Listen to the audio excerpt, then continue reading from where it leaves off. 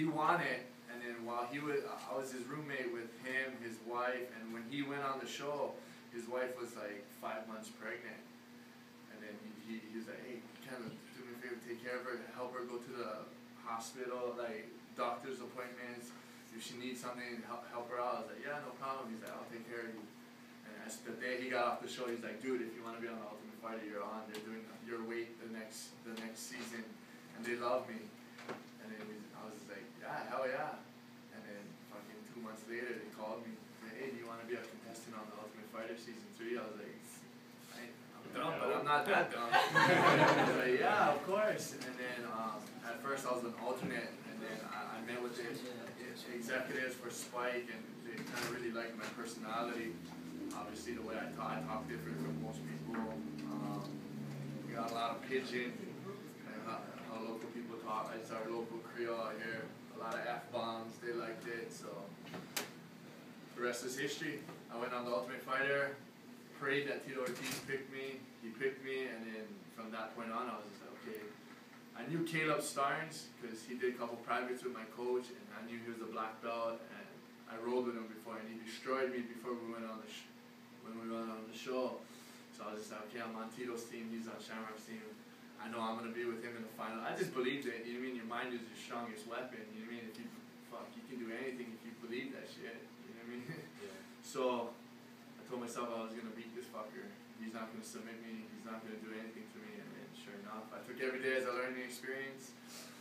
Proved it. I'm still known in UFC history on the Ultimate Fighters as the most vocabulary stretches so far. The sponge on the show, I learned the most improved on the show. I take pride in that. That's why I try to teach this asshole. I'm trying to learn every day, trying to take everything in, learn how you fuck up and capitalize on it. You know, so it doesn't happen again. Like if you get submitted once with a certain move, don't think of the submission, think about how you got caught in that. You know what I mean? Instead, like, shut that shit down before it even gets started. So that's one thing I took off the show, and that's pretty much where I got started. And then I had my ups and downs in my career, and here I am. Dana White's pretty much a dick. Everybody that I talk to is like... He's cool. Like, nah, he's always been cool to me. He's a businessman, but he don't give a fuck. Yeah. You know what I mean? Like, he don't care. Like, he could care that if he rubbed anybody the wrong way. Yeah. He's a millionaire. Yeah. But, like, yeah, he's a dick. He fired me. There's guys who lost, like, 4 times in a row that's still with them. I lost 2 times in a row with a bigger guy laying on me. Didn't really get my ass kicked. Well, yeah, I really didn't get my ass kicked too bad the last against Dingman Maya and Tim Boach, but fuck it. Everything happens for a reason. One door closes, another one opens. Yeah. Here I am today.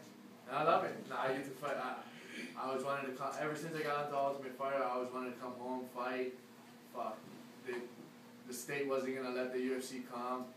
In 2006, Dana came up to me, hey, how would you like to fight in Aloha Stadium at UFC in Hawaii? I was like, are you an idiot? Of course.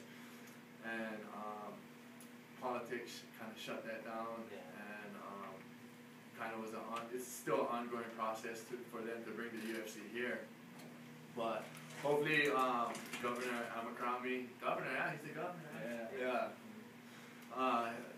He's pro MMA, so hope to get big organizations and boost the sport of MMA here in Hawaii.